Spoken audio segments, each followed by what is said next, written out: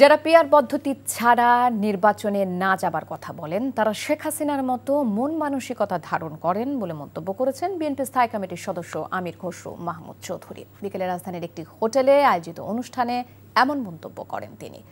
আলোচনা সভায় প্রবাসীদের ভোটাধিকার প্রয়োগ সহ নির্বাচনের প্রস্তুতি ও সামষ্টিক অর্থনীতি নিয়ে নিজেদের মতামত ব্যক্ত করেন বক্তারা।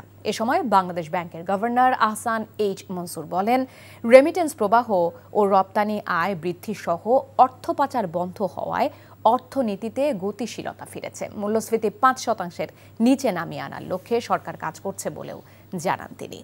জাতীয় নির্বাচন বানচালের চেষ্টা চলছে উল্লেখ করে বিভিন্ন রাজনৈতিক দলের নেতারা সবাইকে ঐক্যবদ্ধ হবার তাগিদ দেন।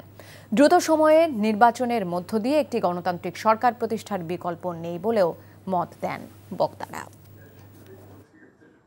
পিআরের ব্যাপারে যদি কোনো দ্বিমত থাকে তাহলে আপনারা নির্বাচনে অংশগ্রহণ করে জনগণের কাছে নিয়ে যান। আপনার পিআরের ইস্যুটা জনগণের কাছে নিয়ে যান যে আমরা নির্বাচিত হলে আগামী দিনে বাংলাদেশের পিআর সিস্টেম নিয়ে আসবো। জনগণের ম্যান্ডেট নিয়ে সংসদে এসে পাস করেন, পিআর করেন। কিন্তু আপনি পিআর চান, আরেকজন চায় না। আপনি পিআর ছাড়া নির্বাচনে যাবে না। পিআর ছাড়া এই ধরনের মন্তব্য তো শেখ হাসিনার মন মানসিকতা। বান্ডেল থাকলে প্রতি সেনমানিতে টাকা বাঁচবে। বিকাশ সেনমানি বান্ডেল কিনে জিতুন প্রতি লেনদেনে।